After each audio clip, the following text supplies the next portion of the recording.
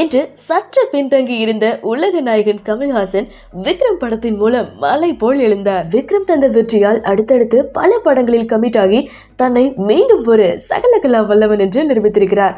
விக்ரமுக்கு பின் அஜித்தின் துணிவு இயக்குனர் வினோத் அவர்களுடன் KH-233 இணைவதாக இருந்தது. பின்பு மணிரத்னத்திடம் கதை கேட்ட கமல் அவர்கள் அந்த கதையில் இம்ப்ரெஸ் ஆகி மணிரத்னத்திற்கு கால் ஷீட் கொடுத்து வினோத்தை டீலில் விட்டார். இறுதியாக மணிரத்னத்துடன் தக் லைஃப் உறுதியானது. நாயகன் கதையை நினைவுபடுத்தும் வகையாக கெட்டப்பில் பின்னி இருந்து என் பேரு ரங்கராய சக்திவேல் நாயகன் காயல் பட்டினக்காரன் என்று நாயகன் ஸ்டைலில் ப்ரோமோவை வெளியிட்டிருந்தார் கமல். ப்ரோமோ வந்ததிலிருந்து படத்திற்கான எதிர்பார்ப்பு பல மடங்கு கூடியது.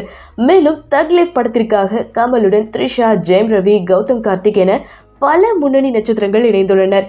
கடந்த ஆண்டு ஏற்பட்ட இடைவெளியை சரி செய்யும் வண்ணம் இந்த ஆண்டு இந்தியன் 2 மற்றும் தக் லைஃபையும் வெளியிட முடிவு செய்துள்ளார் கமல். சமீபத்தில் இந்த படத்திற்கான படப்பிடிப்பு சென்னையில் இனிதே ஆரம்பிக்கப்பட்டது.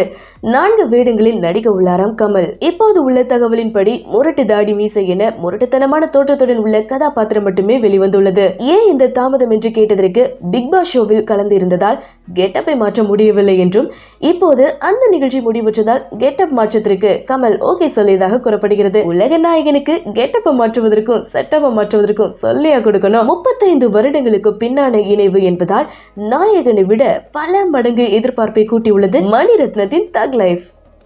உங்கள் ஜூமின் சினிமா யூடியூப் சேனலை சப்ஸ்கிரைப் பண்ணுங்க, லைக் பண்ணுங்க, ஷேர் பண்ணுங்க.